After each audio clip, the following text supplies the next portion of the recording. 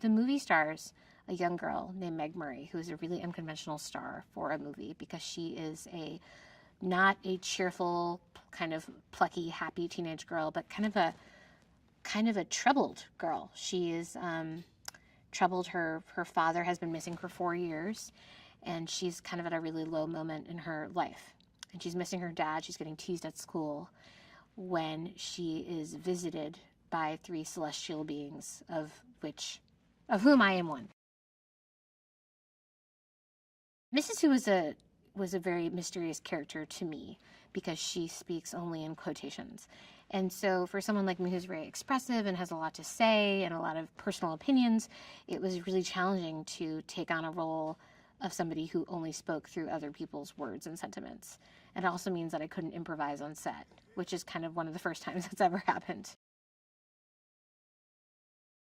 I think I would have gone my entire career and only done comedies set into present day, and people would have been happy. So the fact that Ava saw me as someone who could be in a science fiction movie and be playing a character like this is sort of beyond my wildest dreams.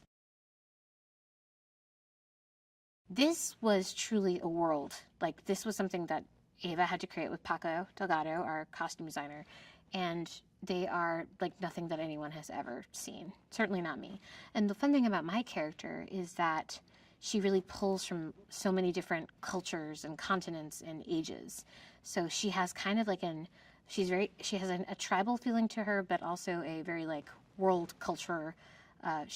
It's just everything. If you look at her, you see influences from geishas, from African clothes, from some Indian things, and even some like Nordic influences. So she's, her costumes I think are amazing. When you talk to Storm, she's, so joyful and funny and articulate and positive. And so we really got to see what an amazing actress she was, because she really embodied this character who was, has a lot of contempt for people, kind of impatient, private, sad. And so having Storm play Meg was kind of a really wonderful thing to see, because you really got to see her disappear into her role. Oprah was cast so perfectly as the head Mrs., who is not only the wisest of the three of us, but has seen literally everything in the universe since the beginning of time. So that was, if you had to think of a human who would embody that, it'd probably be Oprah Winfrey. Ava's unique because she knows exactly what she wants, and she's very precise, but she has a warmth about her.